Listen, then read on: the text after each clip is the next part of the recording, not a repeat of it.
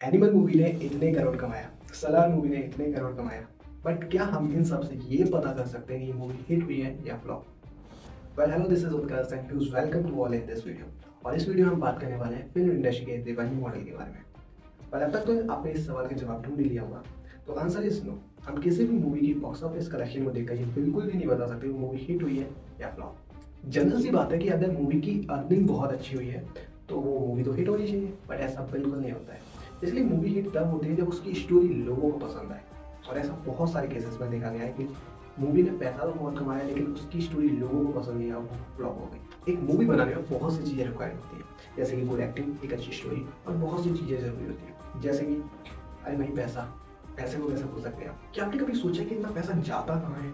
कई पैसे किसी डायरेक्टर के पास जाता है या एक्टर के, प्रोड्यूसर के या फिर मूवी हॉल के पास जाता है।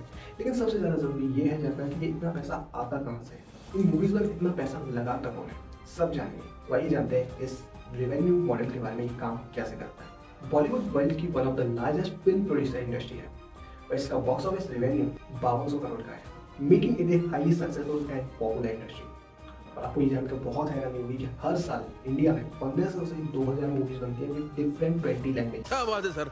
और एक एवरेज फिल्म का जो बजट होता है वो 500 मिलियन के समथिंग होता है। एग्जाम्पल के लिए हम ब्रह्मास्त्र मूवी की बात करते हैं। ब्रह्मास्त्र मूवी का कंप्लीट बजट वो 3 बिलियन के करीब था और ये किसी भी एक इंडिविजुअल के लिए पॉसिबल नहीं था कि वो पूरा का पूरा बजट को बेयर कर सके। यहाँ तक कि फेमस और सक्सेसफुल एक्टर्स के पास भी इतना पैसा नहीं है, जैसे कि रणवीर कपूर, अक्षय कुमार के पास भी, कि वो एक पर्टिकुलर फिल्म पर पूरा पैसा लगा सके। इसलिए कुछ कंपनीज होती हैं, प्रोडक्शन कंपनीज होती हैं जो कि इन फिल्म पर पैसा लगाती हैं, जैसे कि Dharma production, Star Studios, Prime Focus. और ये वही प्रोडक्शन हाउस है जिन्होंने ब्रह्मास्त्र मूवी में पैसा लगाया था। वो लोग जो मूवीज में पैसा लगाते हैं उन्हें हम प्रोड्यूसर्स बोलते हैं, जो कि उनके एक्सपेंस को मैनेज करते हैं या फिर किसी भी ऐसी रिक्वायरमेंट को फुलफिल करते हैं जो कि मूवीज बनाने में जरूरी हो। 2007 में एक मूवी रिलीज हुई थी जिसका नाम था भेजा फ्राई, और इस पूरी मूवी को एक इंडिविजुअल ने पेयर किया था जिसका टोटल बजट 7 मिलियन था और जिनका नाम था सुनील दोषी। अगर फिल्म हिट होती है then they deal in profit, otherwise in loss. और ये जो पैसा जो इन्वेस्ट होता है मूवी बनाने में, उसी को हम बजट कहते हैं। और अगर फिल्म ने उस बजट से ज़्यादा पैसा कमाया then they profit, otherwise in loss. जब आप मूवी देखने हॉल में जाते हैं तब आप टिकट को परचेज करते हैं, और टिकट को परचेज करने से जो कलेक्शन होता है, पैसे का कलेक्शन होता है, उसी को हम बॉक्स ऑफिस कलेक्शन कहते हैं। और ये सारा का सारा हॉल ओनर की पॉकेट में जाता है। अब आप सोच रहे होंगे फिर तो सबसे ज़्यादा पैसा हॉल ओनर ही कमाते होंगे, पर ऐसा बिल्कुल भी नहीं है। अच्छा, एक और चीज़ जो भी हम मिस कर रहे हैं जिसको हम बोलते हैं जीएसटी। जीएसटी को कैसे मिस कर सकते हैं? अगर टिकट का प्राइस 100 रुपये से कम है तो आपको 12% जीएसटी देना पड़ता है, और 100 रुपये से ज़्यादा है तो आपको 18% जीएसटी देना पड़ता है। तो जीएसटी प्राइस प्लस जो आपका बजट लगा है फिल्म में, उस सब पे अगर पैसे ज़्यादा कमा रही फिल्म तो आपकी फिल्म हिट होती है, अदरवाइज लॉस। अब जीएसटी तो दे दिया, लेकिन बात यहाँ पर भी खत्म नहीं होती है। प्रोड्यूसर और डिस्ट्रीब्यूटर के बीच में भी कुछ डील होती है। फिल्म में जो पैसा लगाते हैं उनको हम प्रोड्यूसर बोलते हैं, और उस फिल्म को जो प्रमोट करते हैं, सेल करते हैं, उनको हम डिस्ट्रीब्यूटर्स बोलते हैं। और प्रोड्यूसर्स और डिस्ट्रीब्यूटर्स के बीच में भी डील होती है। अब आप सोच रहे होंगे कैसी डील? अगर डील तो करनी पड़ेगी, प्रॉफिट और लॉस का जो सवाल है। सो बेसिकली ये 3 तरह की डील होती है। डील नंबर 1, इसमें distributor mini guarantee amount producer को पे करता है। अगर मूवी हिट होती है देन वो उसको रॉयल्टी भी प्रोवाइड करता है। ये फिक्स्ड अमाउंट होता है इररेस्पेक्टिव टू मूवी हिट हो या फ्लॉप। अगर मूवी हिट होती है तो उसको रॉयल्टी भी प्रोवाइड करता है। दूसरा तरीका होता है कि प्रोड्यूसर फिल्म को कंप्लीटली सेल कर दे, यानी अगर फिल्म हिट जाती है तो इसमें दोनों का प्रॉफिट है, और अगर फिल्म लॉस में जाती है तो पूरा का पूरा लॉस एक डिस्ट्रीब्यूटर को बेयर करना पड़ता है। और मोस्ट ऑफ द केसेस में देखा जाता है कि प्रोड्यूसर एक सर्टेन अमाउंट में मूवीज को सेल कर देते हैं।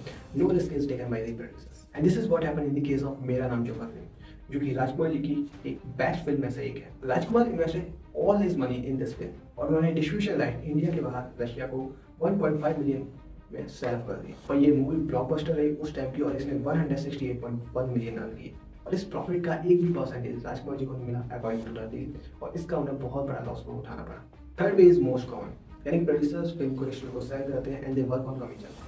मतलब मूवी अगर प्रॉफिट में जाती है तो उसमें से कुछ कमीशन डिस्ट्रीब्यूटर को ही देते हैं, और इसके लिए डिस्ट्रीब्यूटर को ज़्यादा रिस्क नहीं लेना पड़ता। और एडवर्टाइजमेंट और मार्केटिंग पर प्रोड्यूसर से पैसा लगाते हैं। अब डिस्ट्रीब्यूटर और प्रोड्यूसर की डील के बाद डिस्ट्रीब्यूटर के पास 2 ऑप्शन होते हैं, या तो वो पूरी मूवी एक हॉल ओनर को सेल कर दें, या फिर वो उसकी राइट्स सब डिस्ट्रीब्यूटर को दें। और अगर मूवी सब डिस्ट्रीब्यूटर को सेल होती है तो सब डिस्ट्रीब्यूटर और हॉल ओनर आपस में डील करते हैं on the basis of revenue sharing, and a deal basically depend on number of screen given to the film. Mainly 2 तरह की स्क्रीन होती है। सिंगल थिएटर स्क्रीन, जहाँ पे जो डील होती है वो 25/75% के रेशियो बीच में रहती है, जिसमें से 25% सिनेमा हॉल प्रॉफिट रखते हैं, 75% सब डिस्ट्रीब्यूटर एंड एक सिग्निफिकेंट अमाउंट वो सब डिस्ट्रीब्यूटर और प्रोड्यूसर के साथ भी शेयर करता है। कुछ केसेस में ये रेशियो 30-70 और 20-80 भी हो जाता है। Second type of cinema hall जैसे कि हमें मॉल्स में देखने को मिलते हैं जिनको हम मल्टीप्लेक्स बोलते हैं। यहाँ प्रॉफिट शेयरिंग थोड़ी डिफरेंट होती है। यहाँ जो प्रॉफिट शेयरिंग होती है वो वीक के अकॉर्डिंग होती है, यानी फर्स्ट वीक में ये 50-50 रहती है, देन अकॉर्डिंग टू टाइम ये डिक्रीज होती चली जाती है, तो ये 60-40 70-30 एंड ये डिक्रीज होती चली जाती है। तो इसका मतलब ये नहीं है कि प्रोड्यूसर और डिस्ट्रीब्यूटर को लॉस होता हो, बेसिकली जो मूवी जो पैसा कमाती है वो फर्स्ट वीक में ही कमा लेती है। फॉर एग्जाम्पल सम्राट पृथ्वीराज का एग्जाम्पल लेते हैं जो कि अक्षय कुमार की फिल्म थी और जिसका टोटल बजट था वो था 3 बिलियन। इस मूवी ने अपने फर्स्ट वीक में 550 मिलियन कमाए थे और इसका टोटल जो कलेक्शन था वो था 860 मिलियन और इसका पूरा लॉस YRF को बेयर करना पड़ा। मेनली जो देखा जाता है कि मूवीज अपने फर्स्ट वीक्स में ही अपना बजट को कवर अप कर लेती है। एक और तरीका होता है शेयरिंग का, जो कि आमिर खान ने किया था। ही वर्क ऑन जीरो सैलरी। अगर मूवी हिट होती है तो 50-80% उसका प्रॉफिट रखेंगे और अगर मूवी लॉस में जाती है तो वो एक भी पैसा नहीं लेंगे, उसका पूरा का पूरा लॉस आमिर खान को बेयर करना पड़ेगा। ये तो बात रही ऑफलाइन रहने की। अगर हम ऑनलाइन रहने की बात करें, OTT प्लेटफॉर्म की बात करें, तो कोविड के बाद देखा है कि बहुत सी मूवीज हैं जो कि OTT प्लेटफॉर्म पर भी रिलीज होती है। और OTT पर शेयरिंग के दो तरीके होते हैं, one is through subscription and second one is advertisement और कॉम्बिनेशन ऑफ बोथ। और ये रेवेन्यू कैलकुलेट करते हैं पर शो के हिसाब से, different from box office collection. है ना इंटरेस्टिंग? एक मूवी जो कि हम हॉल में देख कर आते हैं या अपने स्मार्टफोन पर देखते हैं, उसके पीछे कितनी बड़ी स्टोरी है। देखो, कोई भी मूवीज बनने में एक्टिंग और स्टोरी तो बहुत मेन पार्ट होता है, लेकिन एक इन्वेस्टमेंट ऑफ मनी भी बहुत इंपॉर्टेंट रोल प्ले करता है। अगर पैसा ही इन्वेस्टमेंट नहीं होगा तो मूवीज ही नहीं बन सकती। सो उम्मीद करते हैं वीडियो आपको पसंद आई होगी। अगर वीडियो पसंद आती है तो इस रिसर्च के लिए, मेहनत के लिए आप एक लाइक तो कर ही सकते हैं। सो उम्मीद करते हैं वीडियो पसंद आई हो, कमेंट कीजिए, शेयर कीजिए and don't forget to hit the bell icon. I see you all in my next video.